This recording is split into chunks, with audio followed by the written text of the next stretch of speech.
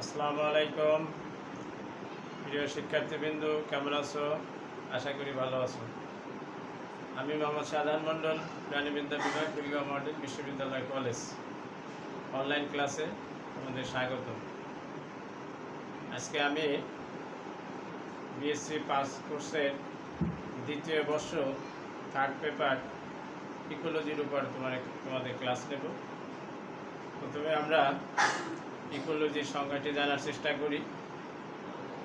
Ecology শব্দটি আসছে ওয়াইকোলজি শব্দ থেকে। ওয়াইকোলজির ইংরেজি পরিভাষা ইকোলজি।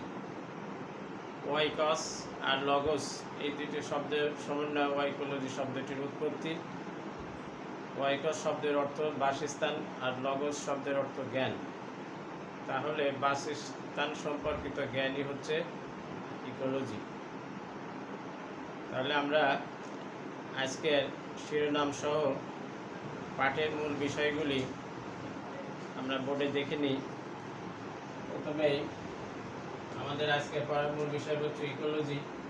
এর সাথে আমরা যে যে টপিকস পড়বো সেই টপিকগুলো হচ্ছে branch of ecology, auto ecology এবং সিনো ইকোলজির পার্থক্য।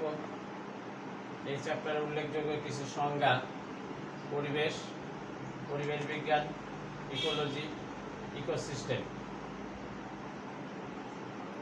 এছাড়াও বাস্তুতন্ত্রের বৈশিষ্ট্যসমূহ, বাস্তুতন্ত্রের উপাদান এবং বাস্তুতন্ত্রের প্রকারভেদ নিয়ে আমরা আলোচনা করব। আমরা প্রথমে ইকোলজি শব্দটি আবার রিপিট করব। ইকোলজি শব্দটি প্রথম ব্যবহার করেন বিজ্ঞানী রাইটার, কিন্তু রাইটার ইকোলজির সংজ্ঞা দেন নেই। পরবর্তীতে আর্নেস্ট হ্যাকেল ইকোলজি সংজ্ঞাটি দিয়েছে। ইকোলজি শব্দটি দুইটি শব্দ নিয়ে গঠিত, একটা হলো ওয়াইকস আর লগস। ওয়াইকস শব্দের অর্থ বাসস্থান আর লগস শব্দের অর্থ জ্ঞান, অর্থাৎ বাসস্থান সম্পর্কিত জ্ঞানই হচ্ছে ইকোলজি। তাহলে আর্নেস্ট হ্যাকেলের মতে ইকোলজি সংজ্ঞাটি হচ্ছে বহির্জগতের সাথে প্রকৃতির গঠন এবং কাজ সম্পর্কে পর্যালোচনা। প্রথমে আমরা ইকোলজির ব্রাঞ্চ পড়ব, অর্থাৎ ব্রাঞ্চ অফ ইকোলজি। ইকোলজিকে প্রথমে দুটো ভাগে ভাগ করা হয়, যেমন একটা হলো অটো ইকোলজি আর একটা হলো সিনো ইকোলজি। অটো ইকোলজি একটি জীব বা একটি প্রজাতি নিয়ে ইকোলজি যে শাখা আলোচনা করা হয় সেটা অটো ইকোলজি। অটো ইকোলজি আর কোনো ভাগ নাই। আর সিনো ইকোলজি হচ্ছে একাধিক স্পেসিস বা একাধিক বস্তু নিয়ে ইকোলজি যে শাখা আলোচনা করা হয় তাকে বলা হয় সিনো ইকোলজি। আর সিনো ইকোলজির অনেকগুলি ভাগ আছে।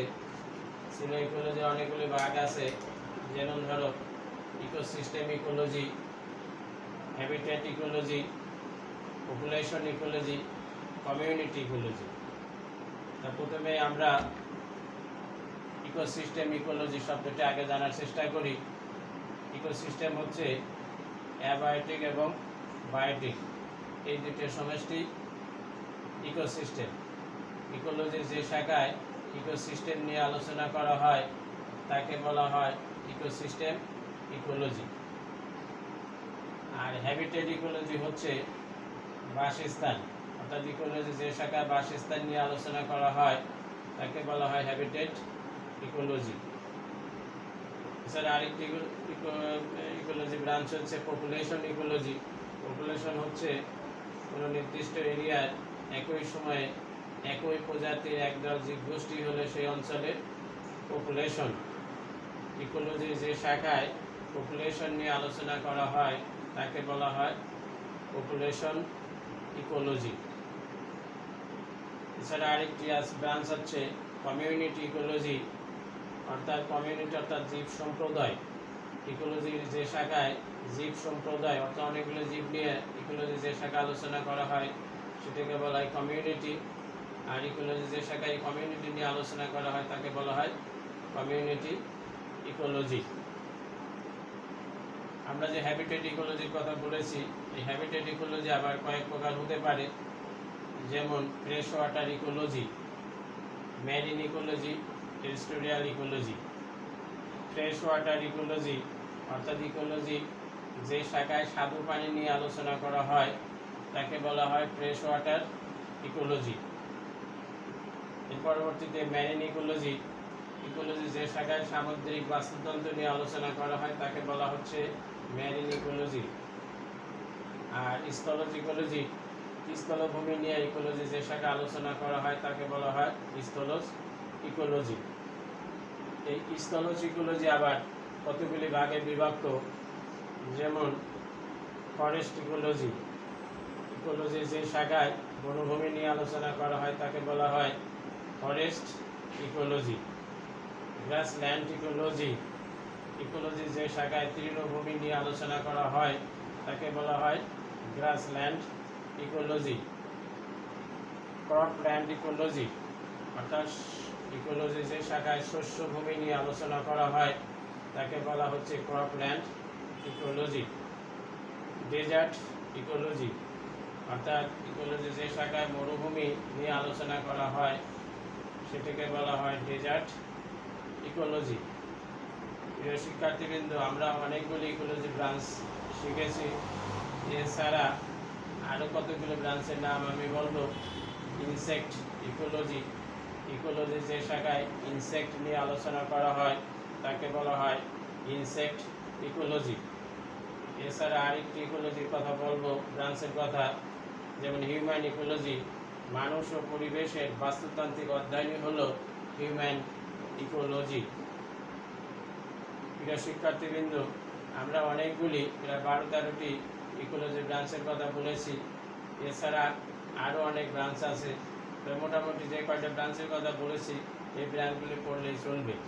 আমি তোমাদের এই ব্রাঞ্চগুলি আবার দ্বিতীয় বা আরেকটু রিপিট করে দিচ্ছি, যেমন অটো ইকোলজি, সিনো ইকোলজি। অটো ইকোলজির কোনো ভাগ নাই। সিনো ইকোলজি আবার কতগুলি ভাগে বিভক্ত। প্রথমে 4টে ভাগের কথা আমরা বলেছি, যেমন ecosystem ecology, habitat ecology, population ecology, community ecology. Habitat ecology আবার কয়েক প্রকার, যেমন স্বাদু পানির ইকোলজি অর্থাৎ fresh water ecology, marine ecology এবং টেরিস্টোরিয়াল ইকোলজি অর্থাৎ স্থলজ ইকোলজি। স্থলজ ইকোলজি আবার কয়েক প্রকার হতে পারে, যেমন ফরেস্ট ইকোলজি, গ্রাসল্যান্ড ইকোলজি এবং ক্রপল্যান্ড ইকোলজি, ডেজার্ট ইকোলজি। এছাড়া আরও কয়েক প্রকার ইকোলজির কথা আমরা বলেছি, যেমন হিউম্যান ইকোলজি, ইনসেক্ট ইকোলজি ইত্যাদি। প্রিয় শিক্ষার্থীবৃন্দ, এই ইকোলজি ব্রাঞ্চ পরীক্ষায় কিন্তু থাকে। এর পরবর্তীতে আমরা এই ইকোলজি, যে অটো ইকোলজি এবং সিনো ইকোলজি, এটা পার্থক্য জানার চেষ্টা করব। অটো ইকোলজি হচ্ছে একটি মাত্র বিষয় নিয়ে ইকোলজি যে শাখা আলোচনা করা হয় সেটি হচ্ছে অটো ইকোলজি। আর সিনো ইকোলজি একাধিক স্পেসিস নিয়ে ইকোলজি যে শাখা আলোচনা করা হয় সেটা হচ্ছে সিনো ইকোলজি।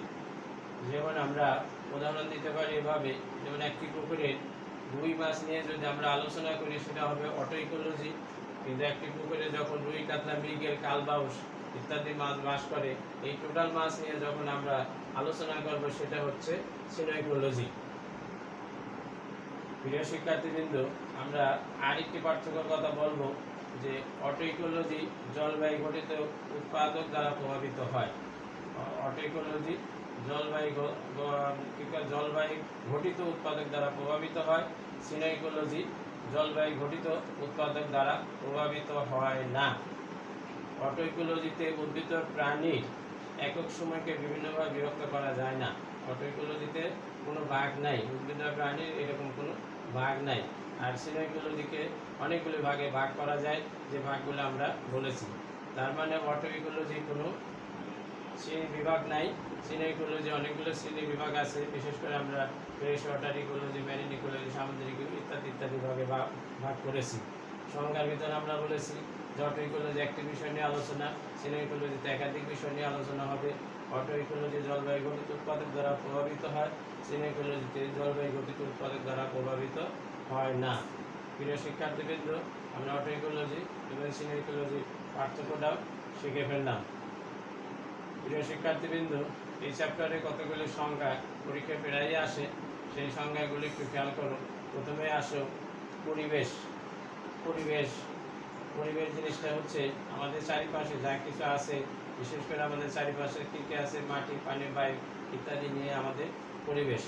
এক কথা আমরা পরিবেশকে যেভাবে সংজ্ঞায়িত করতে পারি যে জীব জগৎকে প্রভাবিত করতে সক্ষম সব ধরনের উপাদানের সমষ্টি হলো পরিবেশ। তার মানে জীব জগৎকে প্রভাবিত করতে সক্ষম সব ধরনের উপাদানের সমষ্টি হলো পরিবেশ। আর পরিবেশ বিজ্ঞানের যে শাখায় এই পরিবেশ নিয়ে আলোচনা করা হয় তাকে বলা হয় পরিবেশ বিজ্ঞান।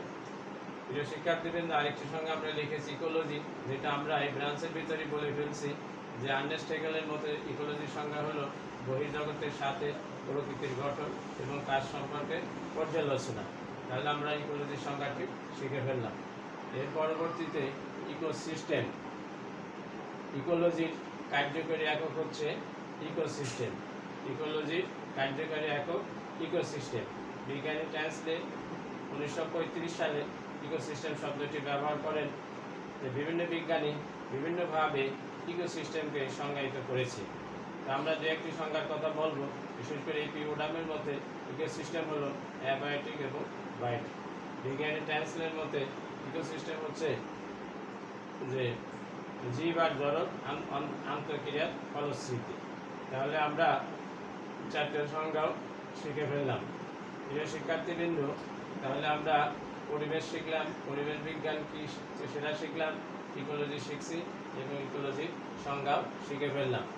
এর পরবর্তীতে আমরা বৈশিষ্ট্যসমূহ পড়ার চেষ্টা করব। প্রিয় শিক্ষার্থীবৃন্দ, আমরা বাস্তুতন্ত্রের বৈশিষ্ট্যগুলো পর্যায়ক্রমে আলোচনা করব।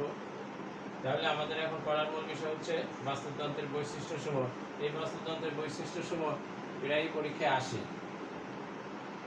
বাস্তুতন্ত্র হলো যে ইকোলজি কার্যকরী একক। আমরা কয়েকটি বৈশিষ্ট্যের কথা বলবো, তার ভিতর উল্লেখযোগ্য এবং সবচেয়ে প্রধান যে বৈশিষ্ট্য হচ্ছে সেটা হলো যে বাস্তুতন্ত্র হলো বা ইকোসিস্টেম হলো যে ইকোলজি কার্যকরী একক।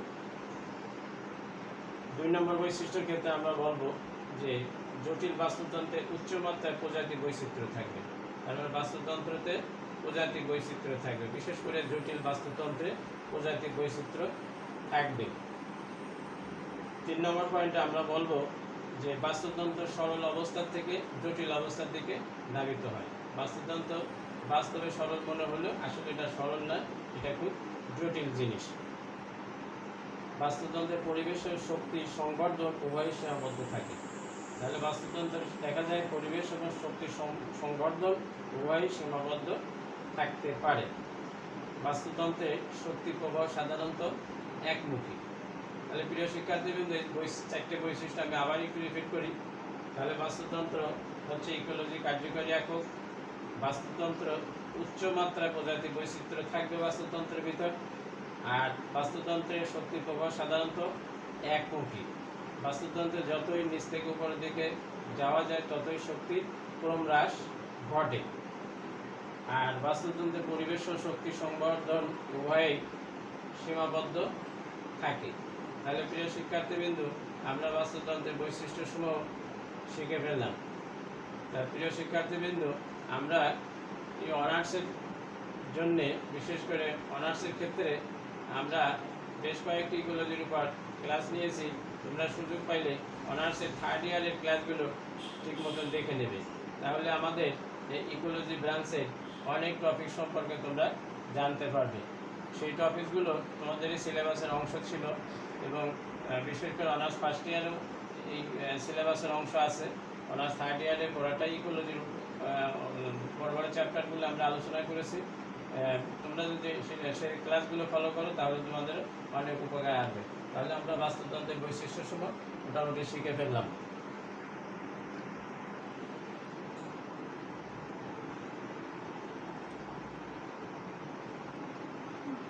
প্রিয় শিক্ষার্থীবৃন্দ, আমরা এখন পর্ব হলো বাস্তুতন্ত্রের উপাদান।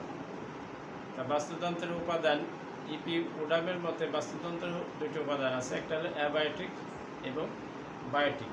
তাহলে আমরা বাস্তুতন্ত্রের উপাদানের ক্ষেত্রে দেখব যে বাস্তুতন্ত্রের উপাদান হচ্ছে 2টি ভাগে বিভক্ত। কার মধ্যে? ইপি উডামের মতো। দুটি উপাদানের ভিতরে একটা হলো অ্যাবায়োটিক আর একটা বায়োটিক। অ্যাবায়োটিকের আবার তিনটে অংশ আছে, একটা হলো ইনঅর্গানিক, অর্গানিক আর একটা হলো ভৌত। তা ইনঅর্গানিকের ভিতরে কি কি আছে, যে oxygen, nitrogen, carbon, hydrogen, phosphorus, argon, পানি ইত্যাদি, এগুলো হচ্ছে ইনঅর্গানিক। শিক্ষার্থীদের তোমরা ইনঅর্গানিক কেমিস্ট্রি পড়েছো, ওখানে যে সমস্ত নামগুলো পড়েছো নামগুলো লিখলে আসলে ইনঅর্গানিকের নামগুলো হয়ে যায়। তাহলে একটা অংশ হচ্ছে, তার একটা অংশ হলো ইনঅর্গানিক আর একটা হলো অর্গানিক। অর্গানিক হচ্ছে যেমন ইউরিয়া, ইউরিক অ্যাসিড, তারপরে কার্বোহাইড্রেট, প্রোটিন, লিপিড ইত্যাদি হচ্ছে অর্গানিক। অর্থাৎ অর্গানিক কেমিস্ট্রির ভিতরে যে নামগুলো তোমরা পড়ছো সেগুলো এখানে বললেই হয়ে যাবে। এরপরে আসো ভৌত। ভৌতের ভিতর আছে কি কি, আলো, তাপমাত্রা, আর্দ্রতা, জলবায়ু, মাটির গুণাগুণ, ভূপ্রকৃতি। তাহলে প্রিয় শিক্ষার্থীবৃন্দ, ইপিউডামের মতে বাস্তুতন্ত্রের উপাদান দুইটি, একটা হলো অ্যাবায়োটিক আর একটা বায়োটিক। অ্যাবায়োটিক আবার তিনটে অংশ বিভক্ত, একটা হলো ইনঅর্গানিক, অর্গানিক আর একটা ফিজিক্যাল বা ভৌত। তাহলে আমরা ইনঅর্গানিকের ক্ষেত্রে কতগুলো নাম বলেছি, যেমন oxygen, nitrogen, carbon, hydrogen, phosphorus ইত্যাদি হতে পারে। আর অর্গানিকের ক্ষেত্রে আমরা প্রোটিন, এনজাইম, লিপিড, তারপরে ইউরিয়া, ইউরিক অ্যাসিড ইত্যাদি অর্গানিক। আর আলো, তাপমাত্রা, আর্দ্রতা, জলবায়ু, মাটির গুণাগুণ, ভূপ্রকৃতি এটা হলো ভৌত উপাদান। তাহলে আমরা ইনঅর্গানিকের অংশটি শিখে ফেললাম। এর পরবর্তীতে অর্গানিক অর্থাৎ সজীব উপাদান যেটা, অর্থাৎ বায়োটিক ফ্যাক্টর যেগুলো। বায়োটিক ফ্যাক্টর হচ্ছে তিনটে ভাগে বিভক্ত, অর্থাৎ প্রডিউসার, কনজিউমার আর ডিকম্পোজার। প্রডিউসার এরা সাধারণত দেখা যায় সবুজ উদ্ভিদ, এরা সরাসরি সূর্যের আলো থেকে খাদ্য তৈরি করতে পারে। প্রডিউসার এরা আবার জলজ হতে পারে, স্থলজ হতে পারে। যে কোনো ধরনের উদ্ভিদই যারা সরাসরি সূর্যের আলো থেকে খাদ্য তৈরি করতে পারে তারাই প্রডিউসার। এরা সরাসরি সূর্যের আলো থেকে খাদ্য তৈরি করে। এরা জলজ হতে পারে, স্থলজ হতে পারে। এর পরবর্তী আসো কনজিউমার। কনজিউমারের বাংলা হলো খাদক। এই কনজিউমার আবার কয়েকটি ভাগে বিভক্ত, যেমন primary consumer, secondary consumer, tertiary consumer, quaternary consumer. Consumer primary খাদক। প্রাইমারি খাদক কারা, যেমন ঘাস ফড়িং। ঘাস ফড়িং প্রাইমারি খাদক। ঘাস ফড়িং কি করে, ঘাস খায়, অর্থাৎ প্রডিউসার খায়। তাহলে ঘাস ফড়িং হচ্ছে প্রাইমারি খাদক। প্রাইমারি খাদক যারা সরাসরি প্রডিউসারদের ভক্ষণ করে তারাই হচ্ছে প্রাইমারি খাদক। উদাহরণ হিসেবে আমরা ঘাস ফড়িং এর কথা বলতে পারি। Secondary consumer. সেকেন্ডারি কনজিউমার যারা প্রাইমারিদের ভক্ষণ করে। যেমন সেকেন্ডারি কনজিউমার উদাহরণ হিসেবে আমরা যদি ব্যাঙের কথা বলে থাকি, ব্যাঙ কি করে, ঘাস ফড়িং খায়। তার মানে সেকেন্ডারি কনজিউমার হচ্ছে যারা প্রাইমারি কনজিউমারদের ভক্ষণ করে তারাই হচ্ছে সেকেন্ডারি কনজিউমার, যেমন ব্যাঙ। এর পরবর্তী স্টেজে আসো টারসিয়ারি কনজিউমার। টারসিয়ারি কনজিউমার হচ্ছে তৃতীয় শ্রেণীর খাদক যারা সেকেন্ডারি কনজিউমারদের ভক্ষণ করে। সেকেন্ডারি কনজিউমার কারা, ব্যাঙের কথা বলেছি। তাহলে টারসিয়ারি কনজিউমার হচ্ছে সাপ। সাপ কি করে, ব্যাঙ খায়। তার মানে টারসিয়ারি কনজিউমার সবসময় সেকেন্ডারি কনজিউমারদের ভক্ষণ করে, অর্থাৎ খাবারের মাধ্যমে শক্তি অর্জন করে। তাহলে সাপ কি করবে, সেকেন্ডারি কনজিউমারদের খাবে, অর্থাৎ ব্যাঙদের খাবে। অনেক সময় খাদ্য চক্র এখানে শেষ হয়ে যেতে পারে, তার পরবর্তী স্টেজে আরেকটি খাদ্য চক্র হতে পারে কোয়াটারনারি, অর্থাৎ চতুর্থ শ্রেণীর খাদক। চতুর্থ শ্রেণীর খাদক সব ক্ষেত্রে ঘটতে পারে, নাও পারে। এখানে যদি ঈগল অথবা বাজ পাখি অথবা বাঘ এই জাতীয় কোনো প্রাণী থাকে তাহলে কি করবে, তারা ওই সাপ অথবা নেকড়ে ওই অর্থাৎ টারসিয়ারিদের ভক্ষণ করতে পারে। যদি আমরা এখানে ঈগল বাজ পাখির কথা বলি, ঈগল বাজ পাখি কি করে, সাপদের ভক্ষণ করে, অর্থাৎ তৃতীয় শ্রেণীর খাদকদের তারা ভক্ষণ করে। আমি এটা আর একটু আবার রিপিট করি। তাহলে primary consumer, secondary consumer, tertiary consumer, quaternary consumer. Primary consumer কি করবে, সরাসরি প্রডিউসার খাবে, মানে উদ্ভিদ খাবে। সেকেন্ডারি কনজিউমার প্রাইমারি কনজিউমারদের খাবে। সেকেন্ডারি কনজিউমার কারা, ব্যাঙ। ব্যাঙ কি করে, ঘাস ফড়িং খায়। আর টারসিয়ারি কনজিউমার সাপ। সাপ কি করবে, ব্যাঙ খায়। আর কোয়াটারনারি ঈগল বাজ পাখি এরা কি করে, সাপ খায়। তার মানে দেখা যাচ্ছে যে এই খাবারের মধ্য দিয়ে শক্তি অর্জন করে। তাহলে আমরা কনজিউমার 4 ধরনের পাইলাম, একটা প্রাইমারি, সেকেন্ডারি, টারসিয়ারি, কোয়াটারনারি। এর পরবর্তী স্টেজে আসো বিয়োজক। বিয়োজক বিয়োজকের আরেক নাম হলো ট্রান্সফর্মার। বিয়োজক কারা? সাধারণত দেখা যায় ছত্রাক এবং ব্যাকটেরিয়া। এরা কি করবে? প্রডিউসার এবং কনজিউমার এদেরকে পচায় আবার অজৈব উপাদানে অর্থাৎ অ্যাবায়োটিক উপাদানে ফিরিয়ে দেবে। এই জন্য এর আরেক নাম হচ্ছে এই ট্রান্সফর্মার। অর্থাৎ বিয়োজক হচ্ছে যে ছত্রাক এবং ব্যাকটেরিয়া, এরা প্রাইমারি, সেকেন্ডারি, টারসিয়ারি অথবা প্রডিউসার, এদের সবাইকে পচায় মাটির সাথে মিশিয়ে দেয় অথবা অজৈব উপাদানে ফিরিয়ে দেয়। এই জন্য এর আরেক নাম হচ্ছে ট্রান্সফর্মার। তাহলে আমরা বাস্তুতন্ত্রের উপাদান সমূহ শিখে ফেললাম। প্রিয় শিক্ষার্থীবৃন্দ, আমরা পরবর্তী এবং লাস্ট টপিক্সটা পড়ব বাস্তুতন্ত্রের প্রকারভেদ। তা বাস্তুতন্ত্রের প্রকারভেদ আমরা বাস্তুতন্ত্রের সঙ্গে আমরা বলেছিলাম যে বাস্তুতন্ত্র হচ্ছে অ্যাবায়োটিক এবং বায়োটিক ইকুইডামের মধ্যে। তাহলে আমরা সংজ্ঞাটি তো আগেই শিখে ফেলছি। বাস্তুতন্ত্রের প্রকারভেদ আমরা দেখব যে বাস্তুতন্ত্র আসলে দুই প্রকার, একটা হলো প্রাকৃতিক আর একটা কৃত্রিম, অর্থাৎ একটা ন্যাচারাল আর একটা আর্টিফিশিয়াল। প্রথমে আমরা আর্টিফিশিয়ালটা আগে আসি, কারণ আর্টিফিশিয়ালের আর কোনো ভাগ নাই, যেটা মানুষ্য সৃষ্টি, অর্থাৎ মানব কর্তৃক অর্থাৎ মানুষ যেটা সৃষ্টি করেছে সেটাই হলো কৃত্রিম বা আর্টিফিশিয়াল। যেমন শস্যক্ষেত্র, শহর অঞ্চল, শিল্প কারখানা ইত্যাদি হচ্ছে মানুষের সৃষ্টি এবং এটাই হচ্ছে আর্টিফিশিয়াল বা কৃত্রিম বাস্তুতন্ত্র। এর পরবর্তী স্টেজে আমরা যেটা পড়ব সেটা হলো প্রাকৃতিক। এটা মানুষ সৃষ্টি করে নাই, এরা প্রাকৃতিকভাবে তৈরি হয়েছে।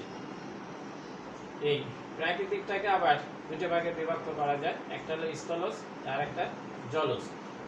স্থলজের আর তেমন কোনো ভাগ নাই, যেটা আমরা বায়ু হিসাবে পড়েছি অথবা সামনে পড়ব, সেটাই হলো স্থলজ, বায়ু আর জলজ।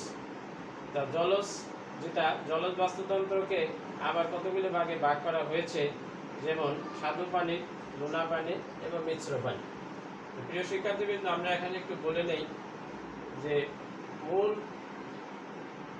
ভূখণ্ডে বা দেখা যায় অনলি 30% হচ্ছে স্থলজ আর 70% হচ্ছে জলজ। এই জলজের আবার তিনটে ভাগ আছে, একটা হলো ফ্রেশ ওয়াটার অর্থাৎ স্বাদু পানি, লোনা পানি, ম্যারিন, আর একটা হলো মিশ্র পানি। তাহলে লোনা পানি, স্বাদু পানি এবং মিশ্র পানি। তাহলে আমরা প্রথমেই আসি স্বাদু পানির বাস্তুতন্ত্রটি। স্বাদু পানির বাস্তুতন্ত্র জিনিসটি কি? যে স্বাদু পানির বাস্তুতন্ত্র যেটা হচ্ছে যে বাস্তুতন্ত্রের দিক থেকে গুরুত্ব অনেক বেশি, কিন্তু পরিমাণে খুব কম। লোনা পানির পরিমাণ সবচেয়ে বেশি, স্বাদু পানির পরিমাণ কম, কিন্তু বাস্তুতন্ত্রের দিক থেকে গুরুত্বটা বেশি। কারণ স্বাদু পানি আমরা খাই, স্বাদু পানি গৃহস্থলীর কাজে লাগে এবং বিভিন্ন সেচ কাজে ব্যবহৃত হয়, ইত্যাদি ইত্যাদি কাজে এই স্বাদু পানি ব্যবহৃত হয়। তার মানে বাস্তুতন্ত্রের দিক থেকে গুরুত্বটা অনেক বেশি। এই স্বাদু পানি আবার দুই ধরনের, একটা হলো লেন্টিক আর একটা হলো লোটিক। লেন্টিক অর্থাৎ স্থির পানির বাস্তুতন্ত্র, যেটা স্থির। যদি স্থির পানি কোনটা? একটা পুকুর স্থির হতে পারে, ডুবা স্থির হতে পারে, হ্রদ স্থির হতে পারে। তাহলে স্থির পানির বাস্তুতন্ত্র যেটা সেটাই হলো লেন্টিক, যে বিশেষ করে পুকুর, ডুবা, হ্রদ ইত্যাদি হচ্ছে লেন্টিক। আর লোটিক যেটা ধাবমান বা প্রবাহমান, সেটাই হলো লোটিক বাস্তুতন্ত্র, যেমন নদী হতে পারে, ঝর্ণা হতে পারে। প্রিয় শিক্ষার্থীবৃন্দ, তাহলে স্বাদু পানির দুটো আমরা শিখলাম, একটা হলো লেন্টিক আর একটা লোটিক। লেন্টিক হলো স্থির আর লোটিক হলো প্রবাহমান। লেন্টিকের উদাহরণ হিসেবে আমরা জানি যেমন পুকুর হতে পারে, ডুবা হতে পারে, হ্রদ হতে পারে। আর লোটিকের উদাহরণ হচ্ছে নদী, ঝর্ণা, এই সবসময় স্রোত থাকে বা প্রবাহমান। প্রিয় শিক্ষার্থীবৃন্দ, এরপরে আমরা লোনা পানি নিয়ে আলোচনা করব। লোনা পানি আবার দুই ধরনের, একটা হচ্ছে সামুদ্রিক এবং মোহনা অর্থাৎ ম্যারিন, আর একটা হলো স্টুয়ারি। তাই সামুদ্রিক অর্থাৎ লোনা পানির বাস্তুতন্ত্র দুই প্রকার, একটা হলো সামুদ্রিক, যেমন সাগর, মহাসাগর ইত্যাদি, এটা লোনা পানির ভিতর পড়বে সামুদ্রিক। আর মোহনা হচ্ছে নদী এবং সাগরের মিলনস্থল, অর্থাৎ নদীর শেষ এবং সাগর এবং নদী এবং সাগরের মিলন স্থানকে বলা হয় মোহনা। তার মানে এই লুনা পানির দুইটা অংশ, একটা সামুদ্রিক আর একটা হলো মোহনা। এছাড়া আরেক প্রকার আছে, যেটা হলো মিশ্র পানি। মিশ্র পানিটা এরকম যে স্বাদু পানি এবং মোহনার সমুদ্রের সাথে মিলিত হয়, তখন এক মিশ্র বাস্তুতন্ত্রের উদ্ভব ঘটে। তার মানে একদিকে নদীর পানি আর একদিকে এই স্বাদু পানি, এই দুটো পানি অর্থাৎ নদীর পানি আর সমুদ্রের পানি মিলনের ফলে এক মিশ্র বাস্তুতন্ত্রের উদ্ভব ঘটে, সেটি হলো মিশ্র পানির বাস্তুতন্ত্র। এর আর কোনো প্রকারভেদ নাই। তা মিশ্র পানির যেমন মোহনার বাস্তুতন্ত্র উদাহরণ হিসেবে আমরা বলতে পারি। যদি মোহনার এই লুনা পানির একটা পার্ট, কিন্তু মিশ্র পানির এই মোহনারই একটা উদাহরণ হিসেবে আমরা বলতেই পারি। তা প্রিয় শিক্ষার্থীবৃন্দ, আমরা তাহলে আজকে কী কী বিষয় পড়লাম? যে ব্রাঞ্চ অফ ইকোলজি পড়লাম, অটো ইকোলজি, সিনো ইকোলজি পার্থক্যটা পড়লাম, তারপরে কিছু সংজ্ঞা আমরা পড়েছি, পরিবেশ, পরিবেশ বিজ্ঞান, ইকোলজি, ইকোসিস্টেম, বাস্তুতন্ত্রের বৈশিষ্ট্যসমূহ এবং বাস্তুতন্ত্রের উপাদানসমূহ।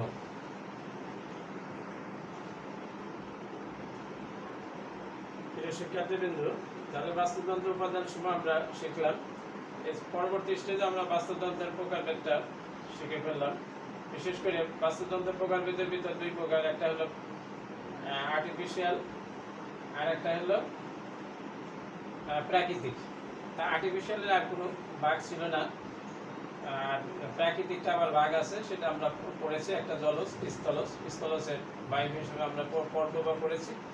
আর জলজকে আবার কতগুলো ভাগে ভাগ করা যায়, একটা স্বাদু পানি, লোনা পানি, মিশ্র পানি। এখন এই স্বাদু পানির আবার দুইটা অংশ আছে, একটা হলো লেন্টিক এবং লটিক। আমরা এখন এই লেন্টিক আর লটিকের পার্থক্যটা এখান থেকে শিখে ফেলি। এই পার্থক্যটা প্রায় 1 বছর পর পরই পরীক্ষায় আসে। তা অনেক সময় লেন্টিক লটিক হিসেবে আসতে পারে, অথবা আমরা এই লেন্টিক এবং লটিকের দুটি উদাহরণ বলেছি, একটা পুকুর আর একটা বিশেষ করে নদী। তাহলে পুকুর, নদী অনেক সময় উদাহরণটা আসতে পারে, উদাহরণটাই পার্থক্য হিসেবে আসতে পারে। তা আমরা লেন্টিক এবং লটিক এই পার্থক্যটা শিখে ফেলি। লেন্টিকের ক্ষেত্রে দেখা যাচ্ছে হলো যে স্রোত অনুপস্থিত, তার মানে এখানে কোনো স্রোত থাকে না। বিশেষ করে লেন্টিকের উদাহরণ হিসেবে আমরা বলেছিলাম পুকুরের কথা, পুকুরে কোনো স্রোত থাকে না। লটিকের ক্ষেত্রে স্রোত থাকে। লটিকের উদাহরণ হিসেবে আমরা বলেছি কি নদীর কথা বলেছি। তার মানে পুকুর আর নদীর পার্থক্য যদি আসে তাহলে একই টাইপের লেখা হবে। তার মানে এখানে স্রোত থাকবে, বিশেষ করে স্রোত থাকে না, আর এখানে লটিকের ক্ষেত্রে স্রোত থাকবে।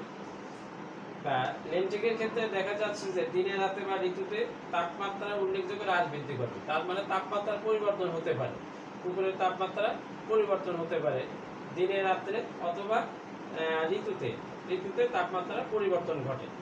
আর লটিকের ক্ষেত্রে এই তাপমাত্রার কোনো পরিবর্তন ঘটে না। আর লেন্টিকের ক্ষেত্রে অক্সিজেনের ঘনত্ব তুলনামূলকভাবে কম থাকে, যেহেতু এখানে স্রোত নাই, সেই জন্য অক্সিজেনের ঘনত্ব তুলনামূলক কম থাকে লেন্টিকের ক্ষেত্রে অক্সিজেনের ঘনত্ব কম থাকবে। আর লটিকের ক্ষেত্রে দেখা যাচ্ছে অক্সিজেনের ঘনত্ব বেশি থাকবে। তার মানে এখানে অক্সিজেন কম আর এখানে অক্সিজেন বেশি। আর লেন্টিক সবসময় কর্দমাক্ত থাকে, কর্দমাক্ত দ্যাট মিনস কাদাযুক্ত থাকবে। হ্যাঁ, লেন্টিক কর্দমাক্ত থাকবে আর লটিক কর্দমাক্ত বালুকাময় থাকবে বা পাথরের দ্বারা আবৃত থাকে। তার মানে এটা কর্দমাক্ত, এটা পাথরের বা বালুকাময়। আর উদাহরণ হিসেবে আমরা বলতে পারি যে বিশেষ করে লেন্টিকের ক্ষেত্রে পুকুর, হ্রদ এগুলো, আর লটিকের ক্ষেত্রে আমরা কি বলতে পারি যে নদী, ঝর্ণা। এই পার্থক্যটা যদি আমরা আবার একটু রিপিট করি, একটা হলো স্রোত থাকবে আর একটি স্রোত থাকবে না। একটাতে তাপমাত্রার পরিবর্তন হতে পারে ঋতুতে অথবা দিনে রাতে, আর একটা তাপমাত্রার পরিবর্তন ঘটবে না। আর অক্সিজেনের ঘনত্ব তুলনামূলকভাবে কম থাকবে লেন্টিকের ক্ষেত্রে, আর লটিকের ক্ষেত্রে বেশি থাকবে। আর লেন্টিকের ক্ষেত্রে দেখা যাচ্ছে যে প্রায় কর্দমাক্ত থাকবে, আর যেহেতু এটা বদ্ধ প্রকৃতির, আর ওটা কর্দমাক্ত থাকে না, পাথরে বা বালুকাময় থাকবে। আর এটার উৎপত্তি পাহাড় থেকে নেমে এসে আসা স্রোতই এর উৎপত্তি, অর্থাৎ এই লটিকটা সবসময় পাহাড় থেকে নেমে আসছে। আর পুকুর, হ্রদ এগুলো হচ্ছে লেন্টিক উদাহরণ, আর নদী, ঝর্ণা এগুলো হচ্ছে লটিকের উদাহরণ। তার মানে আমরা এখানে প্রশ্নের কথা যদি বলে থাকি, বিশেষ করে 1 নম্বরের প্রশ্নগুলো আসতে পারে, যেমন লেন্টিক কি, লটিক কি, মোহনা কি, মিশ্র পানি কি, তারপরে ইকোলজির সংজ্ঞা দাও, ইকোসিস্টেম কি, তারপরে পরিবেশ বিজ্ঞান বলতে কি বোঝো। এইভাবে এই প্রশ্নগুলো 1 নম্বরের জন্য আসতে পারে। 4 নম্বরের জন্য যে প্রশ্নগুলো হতে পারে সেটা হতে পারে অটো ইকোলজি এবং সিনো ইকোলজির পার্থক্য। এখানে আমরা আরেকটি পার্থক্য কথা বলেছি, বিশেষ করে লেন্টিক আর লটিক, এটা আসতে পারে, অথবা বাস্তুতন্ত্রের বৈশিষ্ট্য সমূহ, এটাও 4 নম্বরের জন্য আসতে পারে। আর 10 নম্বরের জন্য যে প্রশ্নটা হতে পারে সেই প্রশ্নটা হলো অটো ইকোলজি এবং বিশেষ করে ব্রাঞ্চ অফ ইকোলজি, যে ইকোলজির যে ব্রাঞ্চগুলো, এটা অনেক সময় 10 নম্বরের জন্য আসতে পারে। আর 10 নম্বরের জন্য আরেকটা প্রশ্ন আসতে পারে, যেমন বাস্তুতন্ত্রের উপাদান সমূহ, এটাও 10 নম্বরের জন্য আসতে পারে। 4 নম্বরের জন্য অনেক সময় বাস্তুতন্ত্রের প্রকারভেদ 4এও আসতে পারে, অথবা 10এও আসতে পারে। 4 যখন আসবে তখন হয়তো একটু কম করে লিখবে, আর 10 নম্বরের জন্য আসলে একটু বেশি করে লিখতে হবে। বিশেষ করে বাস্তুতন্ত্রের উপাদান, এটা 10-এর প্রশ্ন, আর ব্রাঞ্চ অফ ইকোলজি, এটা 10 নম্বরের প্রশ্ন।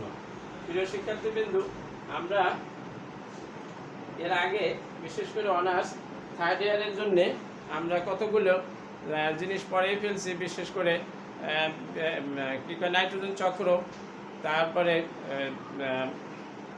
নাইট্রোজেন চক্র পড়াইছি। তাছাড়াও আমরা আরও যে বিশেষ করে সেলের উপরে কিছু ক্লাস নিয়েছি, তোমরা পারলে সেই ক্লাসগুলো একটু ফলো করবে। আর আজকে আমরা ইকোলজির প্রথম দিকের যে ব্রাঞ্চগুলো, প্রথম দিকের যে সিলেবাসের অংশগুলো ছিল, সেগুলো নিয়ে আলোচনা করলাম। এটা বিশেষ করে ডিগ্রি 3rd ইয়ারের অনার্সের ক্ষেত্রে প্রযোজ্য। অনার্সের জন্য আমরা এই ক্লাসটা নিয়েছি। ইচ্ছা করলে অনার্স 3rd ইয়ার এবং অনার্স 1st ইয়ার তোমরা এই ক্লাসটা ফলো করতে পারবে। তো প্রিয় শিক্ষার্থীবৃন্দ, আমরা বেশ কিছুদিন ধরে অনলাইনের উপর ক্লাস চালিয়ে যাচ্ছি। প্রশাসনের নির্দেশনায়, প্রিন্সিপাল স্যারের, ভাইস প্রিন্সিপাল স্যারের বা আমাদের ম্যানেজিং কমিটির শ্রদ্ধেয় চেয়ারম্যান স্যারের নির্দেশনায় ক্লাস হচ্ছে এবং আরও হবে ভবিষ্যতে। যতদিন পর্যন্ত আমাদের পরিবেশ ঠিক হবে না, ততদিন ক্লাস চলতেই থাকবে। তবে আমাদের বিশেষ করে কলেজের যে কোনো একটা দিনে হয়তো বা তোমাদের বেতনের জন্য নির্ধারিত থাকবে, ওই ডেটা এসে বেতন পরিশোধ করবে নিয়মিত। আর বিশেষ করে ইউসিপিএল এর যে যতগুলো ব্রাঞ্চ আছে, এই যে কোনো ব্রাঞ্চ থেকে নাম, তারপরে সেশন লিখে তোমরা বেতন দিতে পারবে। আর এটা আমাদের হয়তো বা 10 তারিখ বা 10 তারিখের দিকে এই বেতন কালেকশন শুরু হবে। তোমরা যার যার মতো নিজ গরজে অভিভাবকদের সাথে আলাপ আলোচনা করে নিয়মিত বেতন পরিশোধ করবে। তা প্রিয় শিক্ষার্থীবৃন্দ, আজকে আমরা এই পর্যন্ত রাখতে চাই। আমাদের পরবর্তী ক্লাসে আমরা হয়তো বা সাইটোলজি অথবা অন্য কোনো ব্রাঞ্চ নিয়ে তোমাদের সামনে আবার হাজির হব। আল্লাহ হাফিজ।